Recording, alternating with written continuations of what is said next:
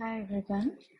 Today I will be helping you all with the freshers resume creation.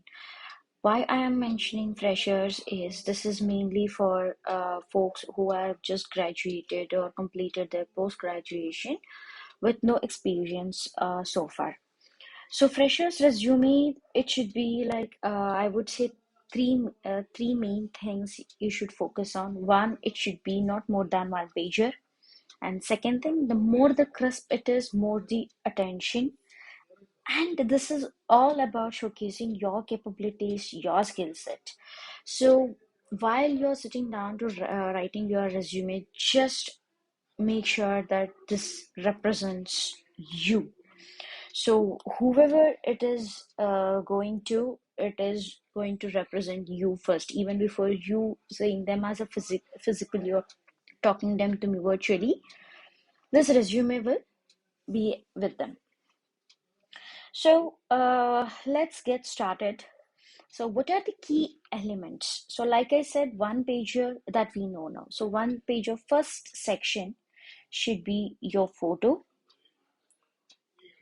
This photo should be a professional photo. Professional photo means a portrait photo with a lighter background and with a good smile, I would say, like your face is completely visible and with a good smile. Then your full name, first name and last name.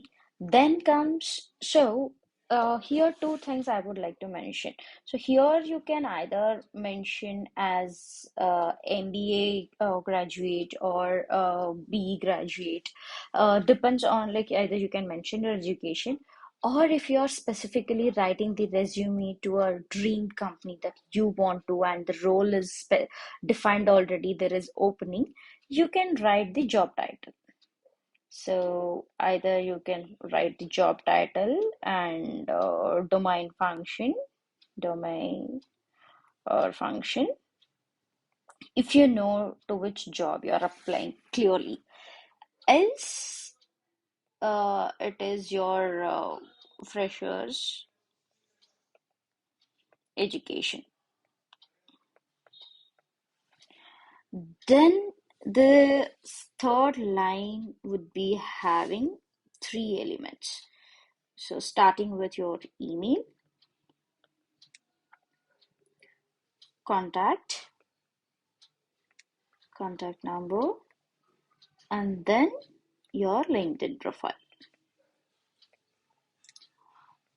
URL. This is a must. So anybody who wants to know more about you should understand your professional background or your educational background through LinkedIn only. So next comes, this is your header section. Then comes about the summary. Next element is the summary. So summary should be of 3 lines maximum, saying who you are and what you are aspiring for.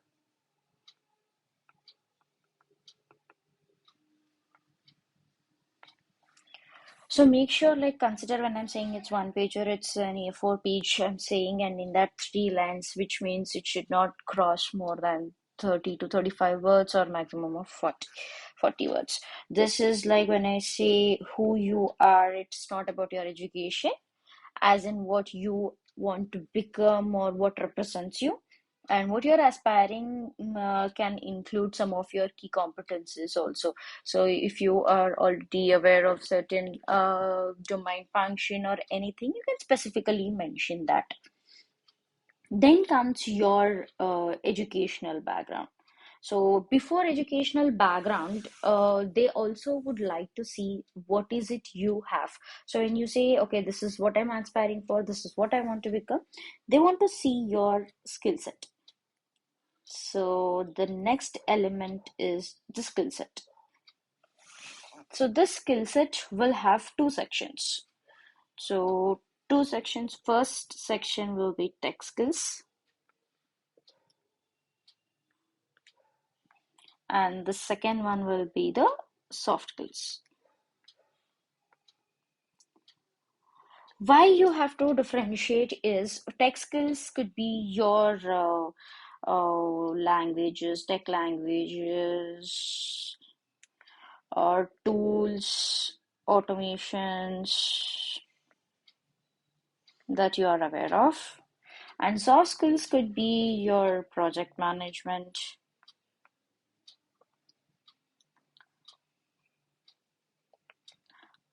team player, or manager.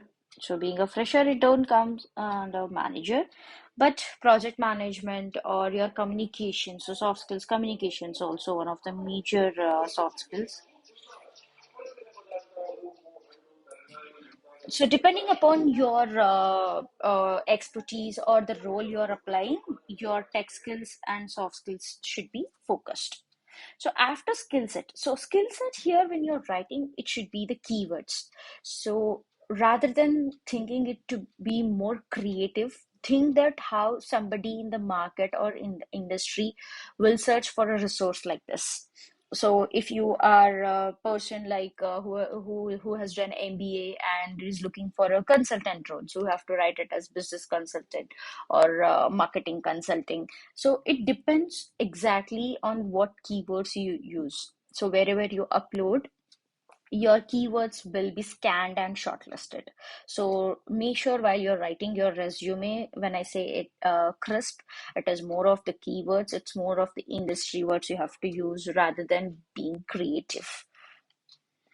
So next comes your education.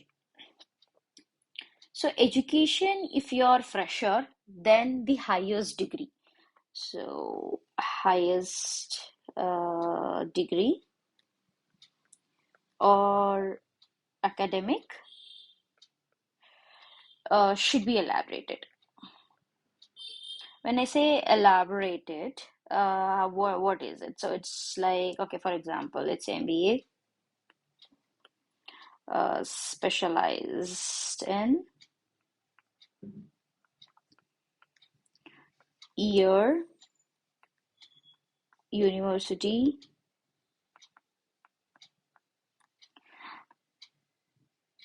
one liner specifically you want to highlight.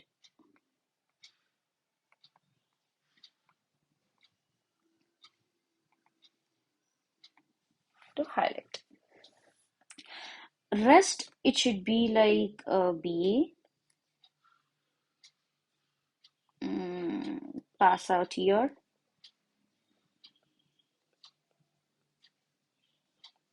university,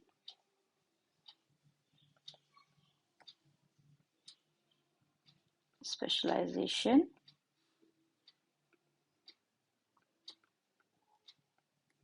if applicable. So not specialization is there in every degree. So if it is applicable, you can add. Rest, it is pass out year and university. And never ever mention your CGPA, percentile, or anything. So it is more of in cover letter or while talking to the HR or the relevant folk you should talk about. So your resume should not mention you got 98 percentile or 8.3 CGPA. So that number is not required to mention. So this is about your education. Next comes after education is your internships if you have done internship or projects undertaken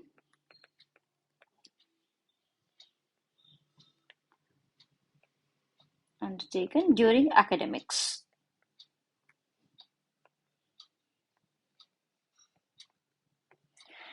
Kindly avoid your mentioning that you did a volunteering or you are part of some group to associated with some XYZ project. Don't do that.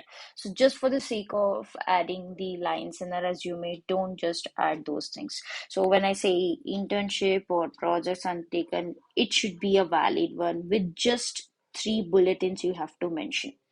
So if you have done an internship at a tech company, what was your role, for what duration, and what was the outcome? So those three elements or the three bulletins you need to add. Or projects undertaken could be your final year project. But so final year project, if it has contributed somewhere or it was a part of some contribution, then you mention it. Or else you can just name it. You don't have to elaborate it. Then comes after your internships, and here comes your accomplishments, I would say. So accomplishments could be starting with your curriculum side, that is your courses or certifications. Then comes the extracurriculars. So this could be like awards or being part of a light uh, work or something. So accomplishment should always have two things. Either it is you first mention the curriculars and the extracurriculars, but don't just mention that you won the award at certain like competition, like during the college day function or annual day. That just avoid adding unnecessary elements. Just keep it to the point which is totally relevant.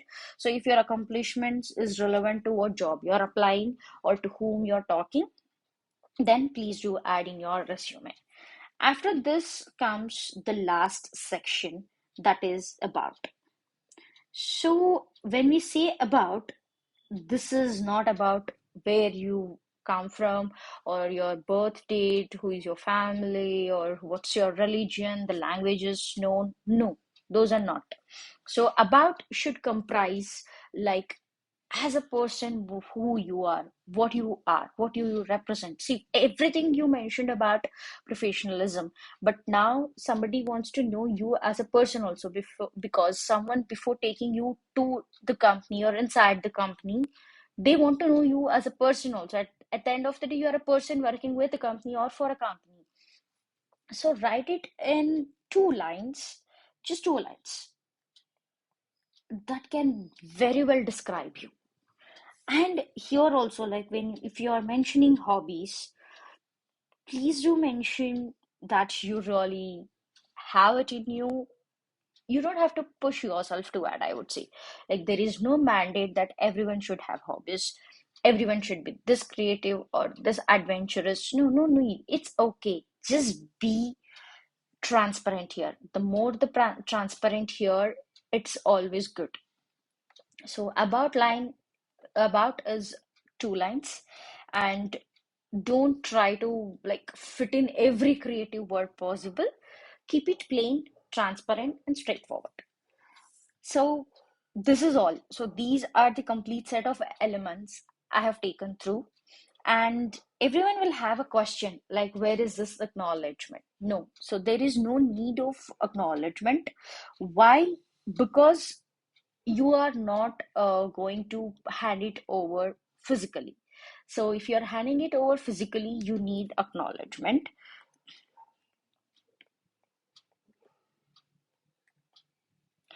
Rest, how do you acknowledge then? So every time you apply, you are applying through email, the possibilities. So email, cover letter is a must.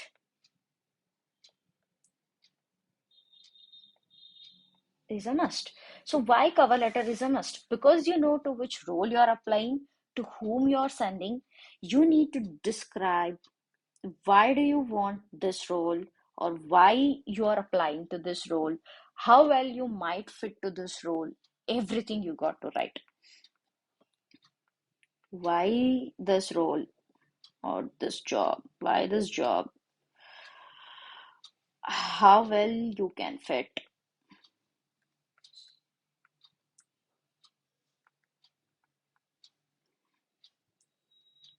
Then expectations. See, nobody comes without expectations. So better keep it clear. So you can mention that, okay, if you start your career with this way, you might be having a great career ladder or for your future growth, whatever. So you have to describe these three in your cover letter. And after you conclude that in your email body, so cover letter need not be one more attachment, it's your email body only. So after this, you have to just write last line, the acknowledgement, saying that at your best knowledge, whatever you have uploaded here is not fake, or it is like up to your knowledge is all true. So that acknowledgement, you don't have to write it legit like this. So you can just write it like, I acknowledge the above. I acknowledge.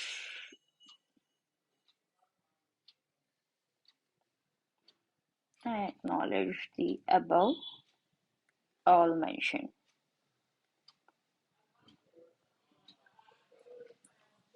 So this is in email. So what about in job platforms? So job platforms, it is already understood whatever you're applying is like verified ones, because you might be adding supporting documents later. For example, in Naukri, if you're applying to a job, they might ask you certain questions, screening questions, so that will make them give them the surety. And also, while completing that screening questions, last they themselves have put up a liner saying that you acknowledge all the above, so you don't have to worry about the acknowledgement there again. And same goes for LinkedIn too. So job platforms or LinkedIn, you don't have to worry about the acknowledgement. But apart from this, I would like to say two, three liners that might really help you uh, get a job faster, and also the one you dream of. So it's not always about the resume, how you present your resume. So, like I said, writing an email to the HR is very important if you know this is the dream job you're looking for. So consider you might be applying as a fresher like for 10, 15 companies at a time. But for sure, somewhere in your mind or heart, you would be feeling that, okay, these two jobs, if I get shortlisted here, if I get an entry in this company, I would really love to. So for those two, do a bit of research. Try getting HR contact on LinkedIn or any other platform and message them or email them. So that is where your email, your cover letter. Why cover letter? It gives a personal touch. It tells you even more what is not there in resume. That's a standard template. Specifically to the job required, you can say it through the cover letter. You can't keep changing your resume for every job. That's where your cover letter helps you when you're writing to someone directly. The customization, the personalization, everything happens in your cover letter. So I think to get started, this will really help you. And apart from this, if anyone wants to get in touch, you can surely message us, subscribe to our channel, or directly find us on the social media platform and come up with your inquiries for the scene. Thank you.